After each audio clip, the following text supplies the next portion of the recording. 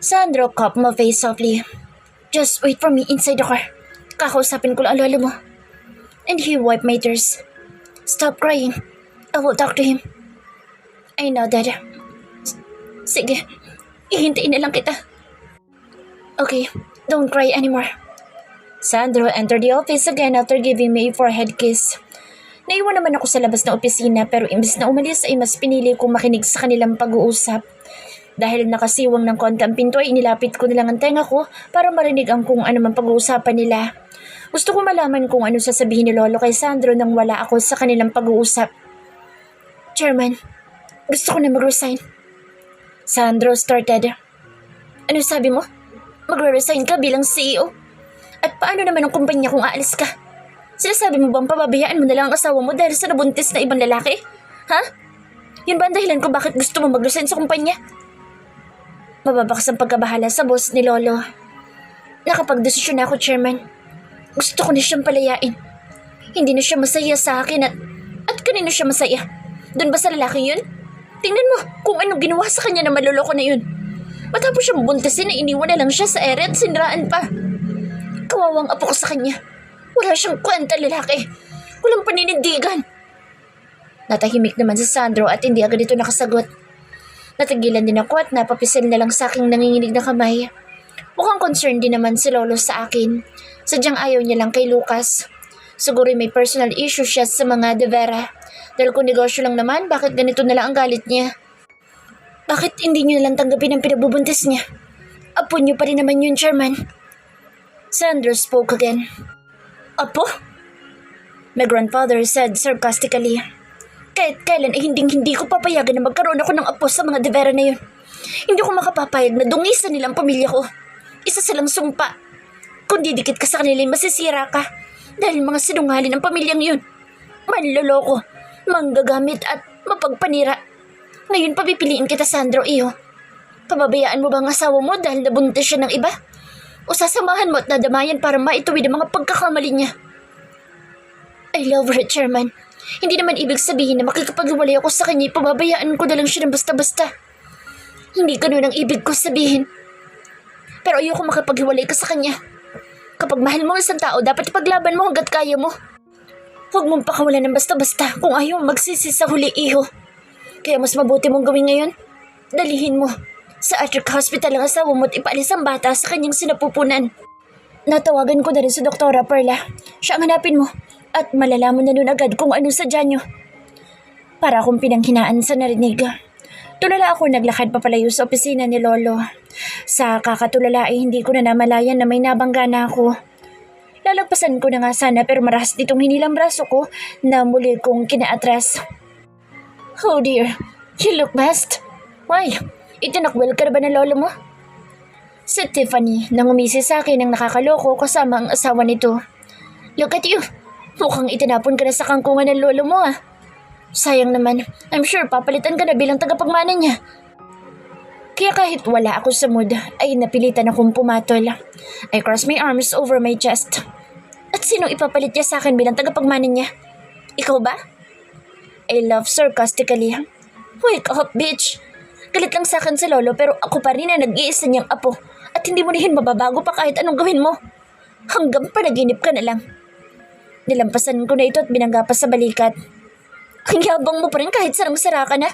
Sige, maghintay ka lang at ilalagay kita sa kung saan ka nararapat. Cheska, wala ka namang ambag sa kumpanya. Pahabol na sigaw ni Tiffany sa akin na may halong paggigigil pero hindi ko na ito nilingon pa. Sumakay na lang ako ng elevator at lumabas sa secret door na pinagpasukan namin ni Sandro kanina. Pagdating sa parking lot ay sumakay agad ako sa loob ng kotse at buti na lang ay wala pa rin napapadpad ng mga reporters dahil nandoon pa rin sa labas ng building nakaabang. Nasa entrance. Nang maalala si Alvin ay agad kong kinuha ang phone ko sa loob ng handbag ko at binuksan ito. 3 missed calls and 2 messages from Alvin ang bumungad sa akin pagbukas ko ng phone. Hindi ko na binasa pang text message at diretso ko na lang tinawagan ang number ng kaibigan ko. Nakadalawang ring pa lang ay agad na nitong sinagot ang tawag ko. Hey Jessica baby, so kumusta ang pag-uusap niyo ng lolo mo? Bungad na tanong ni Alvin sa akin. I let out a tired exhale. Huwag mo na lang itanong Alvin. Yung sinasabi ko nga pala sa'yo, nagawa mo na ba? Natawagan mo na si Colin? Ilang sandaling natahimik ang kaibigan ko sa kabilang linya bago nito nakuhang sumagot sa tanong ko. Jessica, huwag mo nang hingin pa ang paliwanag na lalaking iyon. Masasaktan ka lang kapag malalaman mo pa ang totoo. Kumunot ang noo ko. Please tell me. Ano ba yun, ha? Anong totoo yung sinasabi mo? Alvin sigh. Umalis pala kagabi papuntang Italy ang gagong yun para lang puntahin ang babae niya. And guess what? Doon na rin nila balak magpakasal next week. Ako naman ang natigilan. Napahigpit ang hawak ko sa phone. No, Alvin. That's not true. That's impossible. Come on, Jessica. Kalat na sa newspaper at social media ang mga stolen shot ng Lucas na iyon kasama ng kanyang babaeng pakakasalan. That man just used you. Ginamit ka lang na lalaking yung para siraan ang kumpanya at ang lolo mo. I turned off the call. Hindi ko na pinapatapos ang kaibigan ko sa pagsasalita. Mabilis kong tinipa sa keyboard ng phone ko ang pangalan ni Lucas sa tagad na hinanap ang balita tungkol sa kanya na kumakalat sa internet. Wala pang isang minuto ng paghahanap ay agad na bumungad sa akin ang iba't ibang litrato ni Lucas na puro stolen shot kasama ng babaeng Digna ang pangalan na sinasabing fiancé nito. At totoo ang sinabi ni Alvin. Nasa Milan, Italy nga ang mga ito base sa mga litrato. May mga litrato na nasa loob sila ng isang fancy restaurant at nakangiti pa sa isa't isa. May kalalabas lang ng kotse at may papasok ng hotel. At kaya naman pala mas lalong naging matunog ang balita dahil isa palang sikat na modelo ang babae sa Italy. Parang kumulo lalo ang dugo ko sa mga nalaman. Napabugan na lang ako ng hangin at inis na inihagis ang phone ko sa backseat bago ako sumandal sa upuan at ipinikit ang aking mga mata just to calm down. Napamulat lang ako nang marinig ang pagbukas ng pinto sa kotse. Pumasok na si Sandro. Kamusta ang pag-uusap niyo ni Lolo? I ask. He's still mad. Ayaw niyang maghiwalay tayo. Ano pa nga bang inaasahan ko? Galit na galit nga talaga sa akin si Lolo at mukhang wala na talaga akong balak pampatawarin kung hindi ako susunod sa mga gusto niya. Napasandal na lang ako ulit sa upuan at muling napapikit. Sandro. I called him while my eyes still closed. Kasalukuyan na rin tumatakbo ang sakyan. Ano yun? Dumiretso na lang tayo sa ospital. Why? May masakit ba sa'yo? Biglang nagkaroon ng pag-aalala sa boss ni Sandro at nakuha pang kapainang noo ko kahit nagmamaneho. Masakit bang ulo mo? No. Let's just abort the baby. Halos maligo ako sa sarili kong pawis. Kahit malakas ang aircon ay baliwala dahil namamawis pa rin ako. It was so hot that my body felt like it was on fire. But after a few minutes, I felt cold again. Talagang sobrang sama ng pakiramdam ko ngayon. My head hurts and my entire body feels weak. My arms and legs are losing strength. I couldn't even open my eyes properly. Hating gabi na pero hindi pa rin ako dalawin ng antok dahil sa sama ng pakiramdam ko. Suka rin ako ng suka kanina at pakiramdam ko'y natuyuan na ang lalamunan ko sa kakasuka ko. Pero buti na lang ngayon ay humupa na. Siguro ay dahil wala na akong maisuka pa. Sandro, sobrang lamig. Nanginginig ko sambit at sumiksik pang lalo sa katawan ng asawa ko na ngayon ay nakahiga na sa tabi ko at niyayakap ako para mabawasan ang aking panlalamig. Do you want me to take you to the hospital? He asked me as he gently caressed my hair. Ano ka ba? Sinabi ko nang ayoko, di ba? I'm sure wala rin magagawang ospital dahil alam mo naman ang sitwasyon ko. Saka nakainom na rin naman ako ng paracetamol. So mawawala din ito maya-maya. Basta, yakapin mo lang ako hanggang sa makatulog. Sandro let out a sigh. Okay, sleep well. Ginawaran pa ako nito ng halik sa noo bago hinigpitan ng pagyakap sa akin. Kung nilalamig ako ng sobra, kabaliktaran naman pagdating kay Sandro dahil ramdam ko ng pinagpapawisan na ito sa init. Bukod kasi sa magkayakap kami, pareho pang nakabalot ng makapal na kumot. Hindi lang isang kumot kundi dalawa para kumapal at mabawasan ang panlalamig ko. Dahil sa mahigpit na yakap ni Sandro ay tuluyan na akong nakatulog sa kanyang mga bisig. Nang magising ako kinabukasan ay naglaho na ang sama ng pakiramdam ko na siyang lubos kong ipinagpapasalamat. Medyo nanghihina lang ng konti ang katawan ko kaya naman hindi na lang ako umalis ng kama at nanatili lang na nakahiga. Umangon lang ako nang makita ang pagpasok ni Sandro na may buhat-buhat na tray kung saan may nakalagay na isang puting bowl at umuusok pa ang laman. Ipinagluto kita ng lugaw.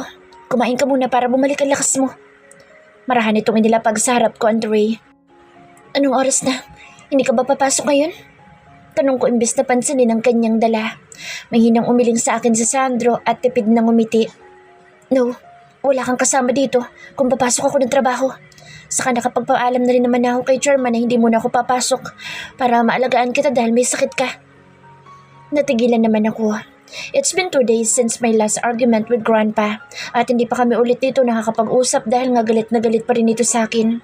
But yesterday, napagdesisyonan na namin ni Sandro na sakyan na lang ang gusto nitong mangyari para magkaayos na kami at hindi na ito magalit pa sa akin.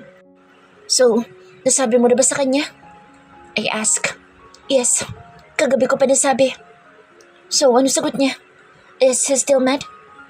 Muli kong tanong na sinabayan ng paglunok. I guess, hindi na. Sandro shrugged and gave me a simple smile. Actually, he invited us for dinner tonight when I told him about the abortion. Sa narinig ay bigla akong nabuhayan. Akmang yayakap na ako kay Sandro pero napahinto ako nang maalala na masasagi ko pala ang lugaw na nasa harap namin kaya ngumiti na lang ako sa kanya. Thank you, Sandro. Ang galing mo. I gave him a thumbs up and he just smiled at me. You're welcome, sweetheart. So ano, gusto mo bang subuan na lang kita? I can feed you if you want. I pouted. No need. Kaya ko namang subuan ang sarili ko, no? Mabilis ko nang dinampot ang kutsara. Uubusin ko tong lahat at pagkatapos ay puntahan na natin si Lolo. Ayoko nang paabutin pa ng gabi at baka magbago pang isip no na patawarin ako. Sandro nodded. Okay, I'll just take a shower then. Basta pagkatapos mong kumain ay inumin mo yung gatas na tinimpla ko para sa'yo. I will, sir. I saluted. Ginulo-gulo pa ni Sandro ang buhok ko bago ito lumakad na papasok ng bathroom. Kaya naman binilisan ko na ang pagkain ng lugaw. Nang maubos ko ito ay agad kong sinunod ang sinabi ni Sandro. Inubos ko ring inumin na isang basong gatas na kanyang tinimpla. Kaya naman parang nanumbalik lahat ng lakas ko. At tulad nga ng gusto ko ay agad kami umalis ni Sandro ng bahay para puntahan na si Lolo. May mga reporters pa rin sa labas ng bahay namin na nakaabang sa aming paglabas. Pero mga 2 o 3 na lang. Hindi na tulad ng dati na sobrang dami. Nadelete na rin kasang video ko na kumalat sa internet at pinalabas na lang na edited. Kaya tinigilan na rin kami ng mga press. Wala na rin lumalabas na mga bad article patungkol sa akin. Sandro, pagtawag ko nang nasa biyahe na kami at parehong walang imik. Ano yun? He replied. Saglit pa akong tinapunan ng tingin. I'm sorry pala sa lahat ng mga kasalanan ko sa'yo. I know, sorry is not enough pero gusto ko pa rin humingi ng tawad sa'yo. At gusto ko lang sabihin na binabawi ko na yung mga masasakit na salitang nasabi ko sa'yo dati dahil sa sobrang galit ko sa'yo. Sorry sa mga mali kong akala sa'yo. For me, you are still the old Sandro that I admire. And I am very lucky to have you as my husband. Kasi kahit nasa ganito sitwasyon na ako, ay hindi mo pa rin ako nakuhang bitawan. Kahit ang dami ko ng kasalanan sa'yo at puro kahihiyan ang dala ko. Sandali namang natahimik sa Sandro sa sinabi ko habang nakafocus pa rin sa pagmamaneho. So, paano ba yan? Huwag na lang natin ituloy ang annulment? He joked after a moment of silence, and I shrugged. Well, kahit naman ituloy natin ay palagi pa rin na may humaharang para hindi matuloy. Napatawa na lang kaming pareho. Pagdating sa building ay ayaw ko pang pumasok ng opisina ni Lolo dahil kinakabahan pa rin ako pero hinawakan ni Sandro ang kamay ko at pinagsalikop sa kanyang kamay bago ako hinila papasok kaya wala na akong nagawa kundi ang magpatianod. Pagkapasok sa loob ng opisina ay agad kong nakita si Lolo na nakaupo sa kanyang swivel chair. Pero nang tumingin ito sa akin ay mabilis akong yumuko para umiwas. Hinila naman ako ni Sandro palapit sa couch at marahan na pinaupo. Good morning, Chairman. Magalang na pagbati ni Sandro bago naupo sa tabi ko. Mula sa sulok ng mga mata ko ay pansin kong napatingin si Lolo sa magkahawak naming kamay ni Sandro. Hanggang sa rinig ko na ang mahina nitong pagtikhim na tila nagustuhan naman ang nakita. Lolo, hindi yung puro kanila Chairman kahit tayo lang naman dito. He corrected Sandro. I'm sorry. Magandang umaga po, Lolo. Pagulit naman ni Sandro. So, kumusta naman yung pasaway na kasama mo? Ba't parang namumutla pa yan? Puna sa akin na Lolo na napasatsat pa. She's not feeling well, Lolo. Mula kahapon pa masama ang kanyang pakiramdam dahil sa nangyaring abortion. Pero ngayon ay medyo magaling na rin naman po. Ayaw ko pa nga sana siyang palabasin muna ng bahay dahil sa kanyang kondisyon. Baka kasi mabinat lalo pero nagpumilit pa rin na dalhin ko siya dito para lang mabisita kayo. Kaya naman napilitan akong pumayag. Sandro explained to my grandfather, squeezing my hand slightly. Ramdam ko naman ang ilang sandaling pagtitig sa akin ni Lolo, hanggang sa isang buntong hininga ang pinakawala nito. Doon muna kayo umuwi sa mansyon para maalagaan ka ng mabuti ng mga katulong, kahit nasa trabaho ang asawa mo. Nagangat na ako ng tingin. So, ibig sabihin ba niyan, Lo? Hindi ka nagalit sa akin? Sununod ko na rin naman ang gusto mo eh. I bit my lip, and again, my grandfather cleared his throat. Siguro naman, natuto ka na ngayon sa mga maling pinagagagawa mo sa asawa mo. Alright, I'll forgive you but I just want to remind you to never see that the Vera again. Because if you do, hindi na po, Lo. I promise hindi na po ako makikipagkita pa sa lalaking iyon. Sorry po, nagkamali ako. Hindi na po mauulit. Mahina pa akong napapisil sa sarili kong kamay. Napangiti naman si Lolo at napatango-tango. Good. Mabuti naman at natauhan ka na. Ang mahalagay natuto ka. O siya, umuwi ka na at baka mas lalo pang sumama ang pakiramdam mo kung mananatili ka pa rito buong maghapon. Sandro, iho. Sige na. Ihatid mo na muna ang asawa mo sa mansyon at bumalik ka agad dito pagkatapos. May importante pa ako sasabihin at paggagawa sa'yo. Sandro stood up. I will, Lolo. Have a great day. Magalang nitong sagot bago lumapit sa akin at inakbayan na ako. Let's go, hon. He even winked at me like he was telling me, I told you. Just trust me. Kaya napangiti na lang ako at naglakad ng palabas ng opisina kasama siya. Nang tuluyan na kaming nakalayo sa opisina ni Lolo ay napayakap na lang ako kay Sandro dahil sa sobrang tuwa. Muntik patuloy kaming matumba dahil sa bigla kong yakap. Pero buti na lang ay nakabalanse agad si Sandro at mabilis ako nasalo sa pang-upo para hindi mahulog. Salamat talaga. Kung hindi dahil sa'yo ay baka hindi pa rin kami magkakaayos ni Lolo. Sandro just laughed and he hugged me back. Pagkasakay namin sa loob ng kotse ay agad na nitong pinatakbo paalis ng parking lot. So ano, idadiretso ko na ba sa mansyon? Sandro asked while driving. Napakagatlabi naman ako dahil sa totoo lang ay nag-aalangan pa ako sa sinabi ni Lolo. Pero kung titira tayo sa mansyon, ay baka makahalata sa Lolo na nagsisinungaling lang tayo sa kanya. Para mapaniwala siya. Masalan pa naman ako pagdating sa amoy ng mga pagkain. Madali akong masuka kapag hindi ko nagustuhan. Don't worry, akong bahala. Pwede naman natin ipaluto lang sa mga katulong sa mansyon kung ano lang naayon sa panlasa mo. O kaya idadalhan na lang kita ng pagkain sa kwarto. Kahit papaano'y nabawasan naman ang pag-aalangan ko. Tama, pwede naman ako magpahatid na lang ng pagkain sa kwarto para kung sakaling masuka ako ay hindi makita ni Lolo at mapaghinalaan ako. Okay, I trusted you. Pero mamaya na tayo sa hapon pumunta kapag nakauwi ka na. Kasi di ba babalik ka pa naman sa kumpanya? Sandro nodded. Yes, gusto kong pabalikin ng lolo mo. Mukhang marami ng mga nakatambak na trabaho na kailangan ko na tapusin. Okay then, I'll just wait for you in the house. Basta bago mag 5 p.m. ay dapat nakauwi ka na ha? Okay, noted. Bago kami umuwi ay dumaan muna kami sa isang restaurant at kumain dahil nga lunchtime na rin. At pagdating sa bahay ay pinahinto ko lang kay Sandro ang kotse sa labas ng gate at bumaba na ako. Just call me if there's a problem, okay? Okay, drive safely. I wave with a smile. Pero talagang hinihintay niya pa ako makapasok sa loob ng gate bago pinatakbo paalis ang sasakyan. Pangiti-ngiti naman akong naglakad papasok. Kahit papaano ay gumaan naman na ang pakiramdam ko at nabawasan ang mga stress ko. Dahil sa wakas ay nagkaayos din kami ni Lolo. And thanks to my husband dahil kung hindi dahil sa naisip niyang paraan, ay baka masama pa rin ang loob sa akin ni Lolo. Talagang napakatalino nga niya. Napakagaling mag-isip ng solusyon sa problema. Hindi na nakapagtataka kung bakit hinahangaan siya ni Lolo pagdating sa trabaho.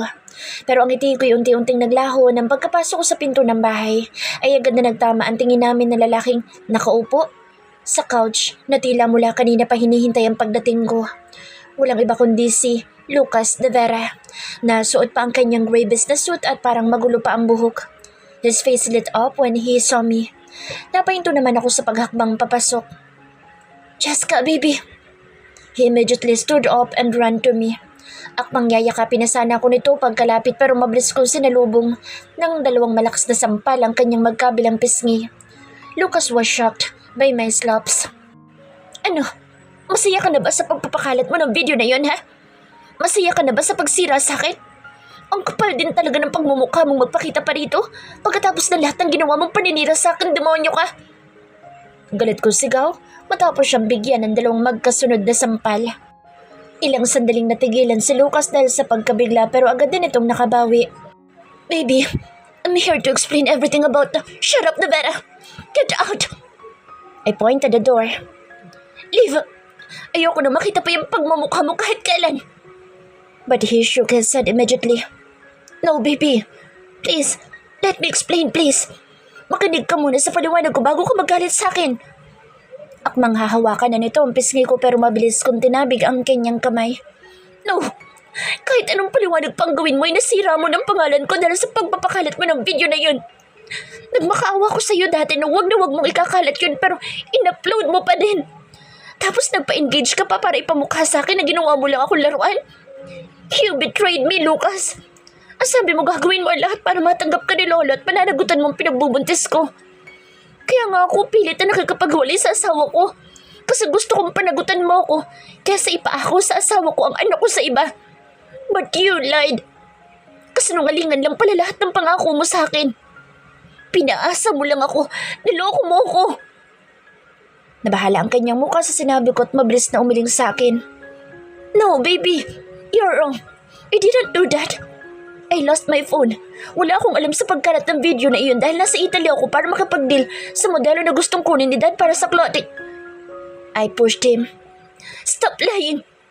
Minsan mo na akong tinakot na ikakalat mo ang video na iyon oras na hindi ako sumunod sa mga gusto mo. At ngayon pinakalat mo nga talaga na hindi mo malang naisip na buntis ako. I bit my lip. Kung maaari ayokong umiyak sa harap niya. I swear, baby. Please, hear me first. Ayoko na sanang marinig pa yung mga paliwanag mo. Ilang araw na lumipas tapos ngayon mo lang naisipang magpaliwanag. Ang kapal din naman ang mukha mong lokohin pa ako. It's all about business. Wala akong alam sa lintik na engagement na yun. He cut me off. Si Dad ang may pakananon, hindi ako. Kaninang umaga lang ako dumating dito sa Pilipinas at kanina ko lang din nalaman kung ano na bang nangyayari. That woman is not my fiancé. Sandali naman ako natigilan pero agad ding umiling-iling. No. Kung totoo man yung sinasabi mo, then bakit ngayon mo lang naisipan na magpaliwanag? Kahit na sabihing nasa Italy ka at nawala ang phone mo, marami pa rin way para magpaliwanag ka. You can call your friends para makausap ako. May mga social media sila. You can chat them kung hindi mo memorize ang number nila. Pero wala. Wala kang paliwanag. Wala kang ginawa dahil mas inuna mo pa ang iba kaysa sa akin. No, it's not like that. You didn't. It's because you're busy. So, ibig sabihin, mas mahalaga pa yung pinagkakaabalahan mo kasi sa akin, ganun ba? Hindi. Hindi sa ganun. Mabilis kong tinabig ang kanyang kamay nang akmang hahawakan ulit ako. No! Stop explaining to me. Wala na akong pakialam pa sa mga paliwanag mo. The damage has been done, Lucas. Kahit magpaliwanag ka pa, wala na rin namang silbi pa dahil nasira mo ng pangalan at pagkatao ko. And you're too late. Dahil yung anak mong nasa sinapupunan ko, ay wala na. Pinalaglag ko na para tuluyan ang matapos ang problema. Malakas kong sigaw dahilan para mapahinto siya. Lucas' lips parted. I could see the shock on his face when he heard what I said. What did you say? Yes, you heard it right. Pinalis ko na ang anak mo sa sinapupunan ko dahil ayaw ni Lolong magkaroon ng dugong de vera sa pamilya namin. Kasi nga mga manloloko daw kayo. And it's true. You're a liar. You betrayed me. Pero nagulat na lang ako nang bigla nitong hinawakan ng mariin na magkabila kong balikat. No, tell me you're just lying. His eyes spoke with a lot of emotion as he looked at me. Pansin kong unti-unti nang namumula ang mga iyon at alam kong babagsak ang matinding emosyon sa isang sagot ko lang. You're just pranking me, right? His voice almost cracked as he asked me, and I smirked. So sad, I didn't. And his jaw clenching. Nabigla na lang ako nang malakas nitong niyugyog ang balikat ko. Did you just kill my child, ha? Sinasabi mo bang dinamay mo ang bata na walang kaalam-alam? Yes, I did! I shouted back. Katawan ko to kaya gagawin ko lahat ng gusto ko. Ngayon wala ka nang hahabulin pa sa akin. Hindi mo na rin ako pwedeng i-blackmail dahil nailabas mo na ang video. Ganon din pagdating kay Lolo. Alam na niyang nabuntis mo ako. But Stan, wala ka nang aasahan pang anak sa akin dahil pinapatay ko na. Pansin ko ang pagsilabasa ng ugat sa kanyang leeg at pagdiin ng hawak sa akin. Hanggang sa napapikit na lang ako nang maramdaman ng pag-ikot bigla ng paningin dahil sa kanyang malakas na pagyugyug sa akin na tila nang gigigil. Why did you kill my child? Why? Sagaw nito sa mukha ko habang nanlilingas ang mga mata sa labis na galit. Stop lying, Jessica! Bawiin mo sinabi mo! Bawiin mo! I just closed my eyes hanggang sa bigla na lang nagkaroon ng pagmamakaawa sa kanyang boses at unti-unti nang huminto sa pagyugyug sa akin. Please, baby. Don't lie to me. Tell me you're just lying, please. He begged. Kaya naman bago pa lumabas ang emosyon ko, malakas ko na siyang itinulak sa dibdib para mapalayo sa akin. Kung ayaw mong maniwala, pues bahala ka. Basta, nagsasabi ako ng totoo. Kaya mas mabuting umalis ka na rito dahil ayoko nang makita pa yung pagmumukha mo. Mabilis na akong tumakbo papunta sa stairs para umakyat na sa kwarto pero unang tapak ko pa lang sa unang palapag nang muli niya akong sinigawan. Humanda ka, Jessica! I will sue you for killing my child! He shouted with anger. Napahinto ako. Sue me then. As if naman may ebidensya ka na nagpalaglag ako ng bata at ikaw ang ama. Meron pala. Of course, you can tell. Pero hanggang doon lang. Hanggang salita lang ang ebidensya mo kasi doon ka naman talaga magaling. Hanggang salita lang. Sagot ko nang hindi lumilingon at muli na ipinagpatuloy ang pag-akyat. Pero nangangalahati pa lang ako ng stairs nang muli ako mapahinto dahil sa malakas na tunog ng pagkabasag. Nang mapalingon ako ay yung mamahaling jar na nakalagay sa tabi ng TV, basag na sa sahig. At mas hindi ko inaasahan ng pagkakuha niya sa isang jar, ay bigla na lang hinampas ng malakas sa screen ng TV, dahilan para mabasag iyon at mahulog. Napaawang ang labi ko ng ilang sandali. Sige, magwala ka. Basagin mong lahat ng mga gamit. Pero kahit basagin mo pa yan at gibayin itong bahay, wala ka na rin naman ang magagawa dahil hindi na may babalit pa yung buhay ng anak mo. I already aborted. Sorry, you're too late. Mas inuna mo pa ka sa babae mo. She's not my woman. He shouted back. May luha sa mga mata at pulang-pula na ang buong mukha sa galit. Napahagod pa sa kanyang maiksing buhok na tila pilit na pinipigilan ng galit pero hindi na mapigilan pa. Shut up! Stop denying! Laman na ng bawat balita tapos natatanggi mo pa? How dare you fool me? But no, hindi na ako maniniwala pa sa mga sinasabi mo. Pero hindi yun sapat na dahilan para patayin mo ang anak ko. Anong klase kang babae at nagawa mong patayin ng walang kamalay-malay na bata? Dapat hinintay mo akong bago ka gumawa ng desisyon. It's too late. Huwag na tayo magsisihan pa dahil hindi ko rin naman pinagsisisihan yun. How dare you say that? Mas lalong namula ang mukha nito sa galit at mabilis nang tumakbo papunta sa akin. Kaya naman bago pa niya ako maabutan ay tumakbo na rin ako paakyat at dumiretso sa kwarto ko. Saktong pagsara ko ng pinto ay siyang pagdating niya pero hindi na nakaabot pa dahil nalako na bago niya pa mapihit ang doorknob. Hanggang sa kinalubog na lang nito ng malakas ang nakasaradong pinto. Pagbabayarin kita, Jessica! Magbabayad ka sa ginawa mong pagpatay sa anak ko! You murderer! Hinayaan ko na lang ito sa pagkalabog sa pinto at hindi na sanagot pa. Mabilis na ako lumapit sa kama at tinagilap ang phone ko. Nang makita ko ito ay agad kong tinawagan ang number ni Sandro. And unang ring pa lang ay agad naman itong sinagot. Yes, hon? Sandro, come here. Please hurry up. Lucas is here. I told him about the abortion and nawawala siya ngayon. What? Okay, I'll be there in 5 minutes. Napaupo na lang ako sa kama at napapikit para tiisin na lang ang malakas na pagkalabog sa pinto mula sa labas. Pero makalipas ang ilang sandali wala na akong narinig pang ingay sa labas ng pinto dahil napalitan na naman ang sunod-sunod na pagkabasag ng mga gamit sa baba at malakas na pagsisigaw ng boses ni Lucas na tila nagwawala. Nanatili ako sa loob ng kwarto at hindi na lumabas pa. Makalipas ang ilang minuto ay natahimik na ang buong paligid. Wala na akong marinig pang ingay ng pagkabasag at ganoon din ang boses ni Lucas. Hindi ko na narinig pa ang pagsisigaw nito. Mukhang napagod na yata. Kaya naman naisipan kong lumabas na sa kwarto para sumilip sa baba at makita kung ano na ba ang nangyari. Pero pagbaba ko ng stairs ay wala na si Lucas at napaawang na lang ang labi ko nang bumungad sa akin ang mga basag na gamit na tila pinagwalaan ng isang psychopath. Basag na basag ang screen ng 100-inch na TV at nasa sahig na ito dahil nahulog na mula sa pagkakadikit sa pader. Ganoon din ang mga vase at glass coffee table. May mga bubog pa sa couch at higit sa lahat ay may mga patak na dugo na nagkalat sa living area. Oh my God! Tangi ko nasambit at hindi na alam kung ano na ba ang gagawin. Kung lilinisin ba o hahayaan na lang. Hun! Hun! Napalingon akong bigla dahil sa pagtawag ng boss ni Sandro. Kapag nga po itong pumasok sa loob ng bahay at sandaling napahinto nang makita ang mga kalat hanggang sa mabilis na lumapit sa akin. Are you okay? Sinaktan ka ba niya, ha? He asked me worriedly. Tinignan pa ang mga braso ko kung may pasaba o sugat. Hanggang sa ikinulong na nito ang mukha ko sa kanyang mga malalapad na kamay at tinignan din kung may galos ba. Ayos ka lang ba, ha? He asked me again. Makikita ang lubos na pag-aalala sa kanyang mukha.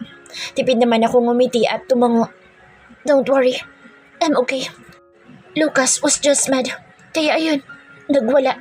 Paniwalang-paniwala na nagpa-abort ako. Sandro sigh.